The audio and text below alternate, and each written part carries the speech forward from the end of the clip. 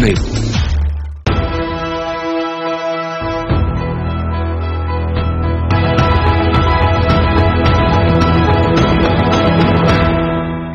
Hello and welcome to another episode of United Technologies presents Transforming Cities, Transforming India in partnership with CNBC TV18 and moneycontrol.com. I'm Nantara Rai. Much has been done in recent years to make Indian businesses aware of social responsibility as an important segment of their business activity. The Companies Act of 2013 makes it mandatory for large companies to spend at least 2% of their net profits on CSR activities. But CSR in India has yet to receive widespread recognition. Today on the show, we look at two specific projects that are making a big difference to our society via effective CSR implementation. On the show today, we have Sachin Golwalkar of United Way of Delhi and Dr. Shruti of Humana People to People India. They tell us about their initiative. Kalpanakar and Ravi Chandar of Center for Public Problem Solving speaks on initiatives to help Bengaluru transform into a better city to live in. Palash Roy Chaudhary of Pratt & Whitney, UTC India, shares his insights on how companies can make the best use of their CSR outlay. And last but not the least, we have Bhaskar Chatterjee of the Indian Institute of Corporate Affairs, who shares his expert views on the role of CSR in the Indian context. Pehel, which means to initiate or take the first step in Hindi, is aimed at providing assistance to more than 2,000 families of migrant labourers through sustained intervention to improve their education, healthcare and living environment. This community development initiative in Chakarpur village, Gurgaon, was created through a partnership with United Way of Delhi and Humana People to People India, a non-profit community development organisation. Pehel is United Way's of Delhi's flagship program. And we have created this integrated, development program for urban migrant population. And this has been funded by United Technology. And we also have a field partner, which is in the field it's being executed by Humana People to People. Humana People to People India is currently working on 65 projects across 5 states in India. And Pehel is just one of the initiatives that we are currently working on. Right in the backyard of MG Road, there was this Chakarpur location where there are many private pockets of land which are owned by owners around here, but they are managed by thekedars who have their linkages and roots with various locations, primarily in West Bengal and in UP. And you have these tenant populations which are very poor. They are settled over here and offering different kind of services to the posh localities in Gurgaon. 1.5 years when we start working, it was really hard for our people to get trust from the people of the slum, because they all are migrant and they came here to earn money. Their one intention to earn money, and then mainly they are the beneficiaries are ex-pullers and maids. We are actually looking at connecting them, reaching them out across 3 or 4 major areas. One is education, health, livelihoods and sustainability. People come from the villages and many of the children discontinue because maybe they don't have, they have not been to school there and they don't continue school here, so they go into child labor. Also, to drive home the point that girls' education is important, we have provided certain incentives and scholarships to nearly 75 girls over here to be in school and continue in school. In education, we have a step-up centers. Hundreds kids are coming to our school till now, and then we have a 50 Pehel girls. Those are girls from 10 to 14 years.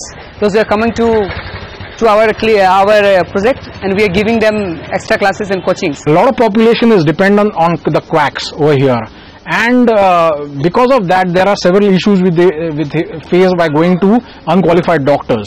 What we did was to set up an evening clinic with a retired doctor, which it was run like an OPD, which is linkages to the government health facilities. We are looking forward that how this project can be sustained.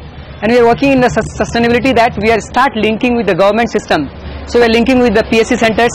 We are enrolling our kids to the government school, and then we are empowering the people that they take the responsibility on their hand when we will phase out. Creating bank accounts, that many people who come from the villages, they don't have bank account, they can't access a lot of government schemes.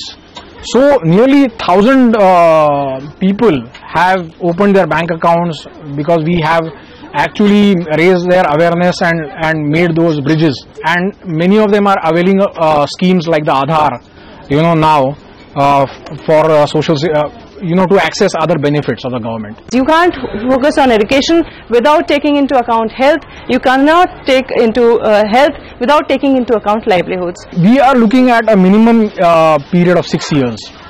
We are reaching the 3 years milestone, and when we close or when we move out as change agents from this community, we would want to ensure that there is no kid who is out of school.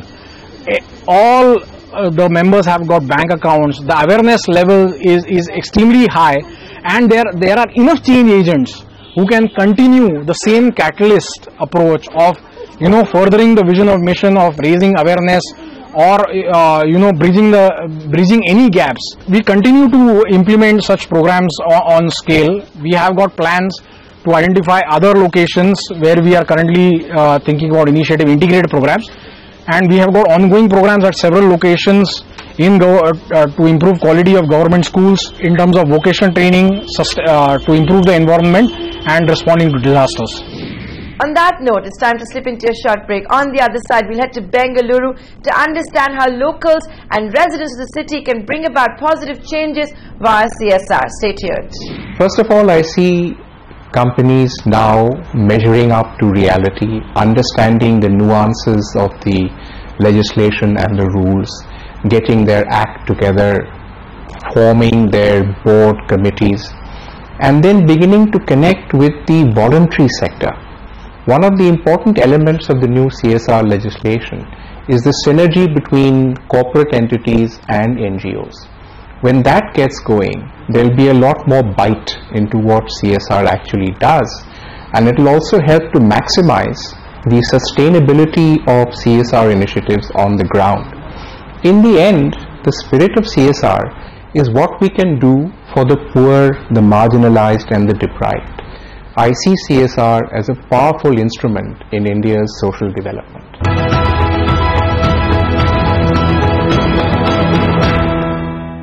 Welcome back to United Technologies presents Transforming Cities, Transforming India.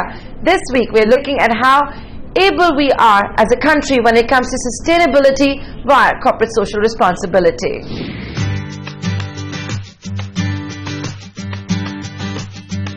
Citizens for the City is a first-of-its-kind path-changing initiative in India where corporate social responsibility encourages members of the society to take ownership of local issues and help overcome development challenges in partnership with the local authorities. The magnitude of problems across Indian cities, the problems are similar.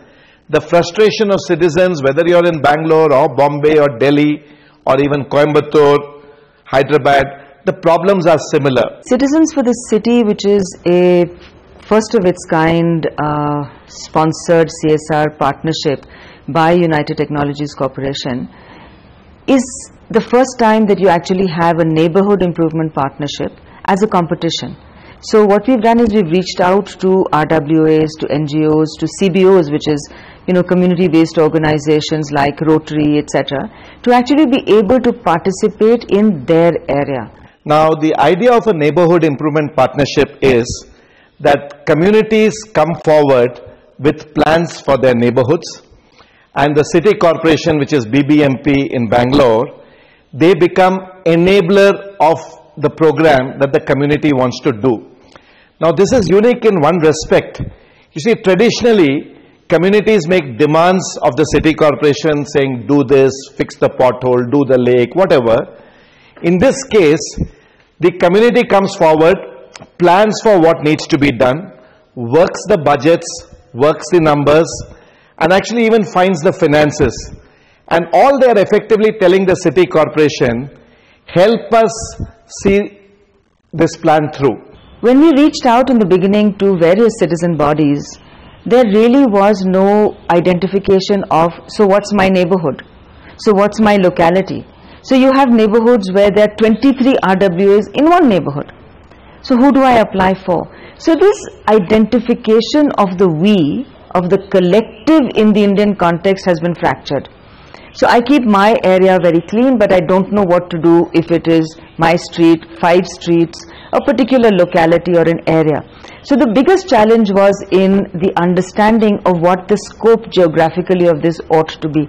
A solution that you find for, let's say, handling garbage in Bangalore can travel well to Trivandrum, which has a huge garbage problem, and elements of what people are doing here on garbage can be done out there. You don't need to reinvent the wheel. This initiative to foster and support community engagement for sustainable urbanization in Bengaluru paved way to a competition between neighborhood groups in different localities. The task was to come up with sound practical proposals for civic improvement that are innovative and replicable. The prize money, 1 crore rupees. So we chose 6 sectors in which we invited people to think about the problem, right? Those 6 sectors were mobility, waste, lakes and environment, off the grid, which is, water, power off the grid, public safety and public spaces. These were the 6 sectors, not that we haven't had projects outside this, it was only indicative. We've linked what we are calling solution seekers. So as a neighborhood, I'm seeking a solution. Who has the answers? The answer could lie within solution providers, who could be either another community that have faced the same problem and solved it. It could be a set of experts who are actually working in that domain. It could be a business that is seeking to work with communities to deliver that as solutions. So as knowledge partners, we've brought in the solution seekers and providers and put them together to ideate. Ideation was not enough, so we've had one-on-one meetings. What we are looking for, though, are those interventions that are scalable, where not only can we do more of them in Bangalore, but could other cities look at them? If the city does not work, the corporate's business will suffer. People will spend more time in traffic, they'll be less productive. With pollution issues, there'll be health problems. So the case we make to corporates that investing in a city is actually good business sense. So consequently, the message to corporates is find ways to channel a part of your CSR budget to make cities better. And because your citizens are involved, it's not something that will change if the government changes. They live there, that's their commitment. If citizens take on the monitoring, the participation, the actual engagement with a particular project, its sustainability is good news to a corporate. Its sustainability is that last mile to a corporate. It's time for yet another break here on Transforming Cities, Transforming India. On the other side, CNBC TV18 Sumit Likhotia is going to be in conversation with Palash Roy Chaudhary of UTC India. He'll share his insights on how companies can make the best use of their CSR outlay. We'll be right back. Yes, actually when we looked at the CSR scenario across corporate India, we realized that there were a lot of variations. There were those who were not spending anything at all or a very small part of their profits, and there were companies well known, well established, who were spending more. How do we arrive at some kind of a via media? The source that we went to were the guidelines written for the public sector enterprises, which were released on the 1st of April 2010. There was a broad band or groups of expenditure prescribed for different sizes of companies, and the average of those worked out to around 2%. So we decided to stay with that.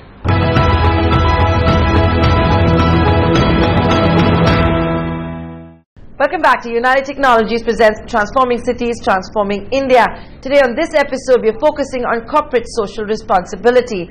Time now for CNBC TV18 Sumit Likhotia to interview Palash Roy Chaudhary of UTC India.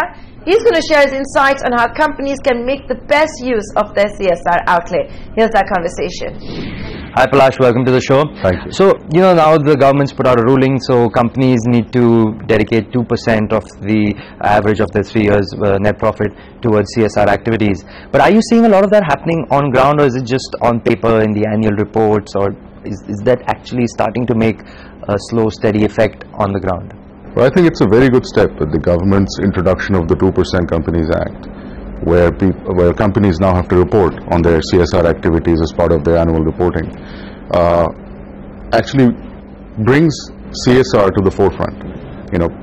Previously it was, at least for many of the small and medium companies in India, it used to be an afterthought.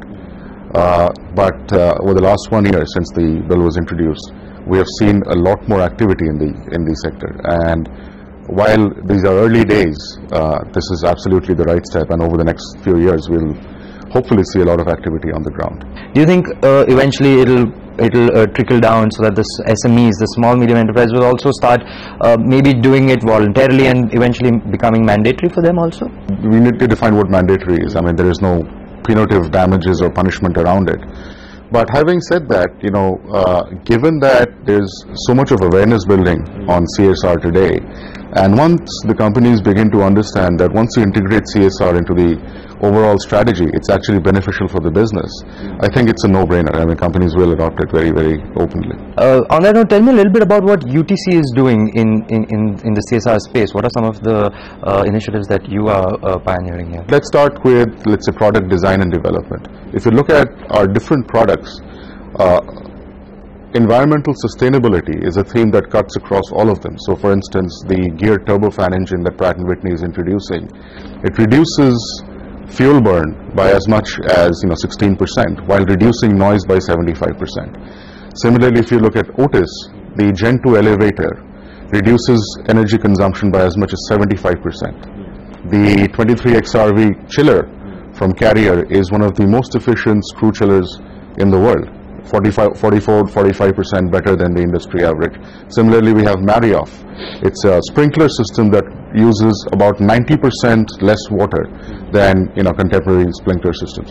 So it starts from there. Product design is integrated into our CSR philosophy. If you look at development of talent, we have one of the most advanced employee development as well as supplier development programs. As a matter of fact, we have spent over $1 billion in the last few years providing a multitude of training programs to our not only our associates but also our supply chain. If you look at environmental health and safety, and let me give you some astonishing numbers. So 2006 was our baseline. So in the last 8-9 years, while we have managed to grow at double digits, greenhouse gas emissions globally have gone down by 39%. Our water consumption has gone down by 48%. Our air emissions, 79%. Our industrial waste, 48%. So we practice what we preach. Right. So then when you come to India specifically, and while we have multiple engagements around the country in 4 specific areas, one is community development, the second is environmental sustainability, third is education, and fourth is disaster response and management. Behind the Mall Mile, it's a place called Chakarpur, and we have adopted that community over the last 3 years. We're proud to say that this program has won 2 national awards this year as the best community development program, and 1 Asia Pacific award just in this year. Similarly, on the education front, we work with an organization called SOS Children's Villages, where between UTC corporate and our divisions, today we are sponsoring the education of close to 2,500 children around the country. There is another very, very interesting project that we are doing in Bangalore. It's called the Citizens for the City, where we are encouraging citizen groups to come forward in a competition format to bring in ideas of how they would like to improve their surroundings and the city. And we have actually instituted a 1 crore fund, which would be rewarded or awarded to the top 3 nominations. When you're doing CSR, it has to be a year-on-year project. It cannot be a one-time effort where you go and do a few things and then get out of there. And that's the essence of most of our work. It's multi-year. And one of the things that we ensure, at least at UTC, is all our associates are engaged. So employee engagement is a key element so that there is continuity in the project. And that's how we pick our projects, which is closest to our factories, our operations, so that our associates can get continuously engaged in that. Palash, when something like CSR is happening, which is a great thing, you don't know the positive effects unless you're actually measuring it. So how does one go about measuring CSR?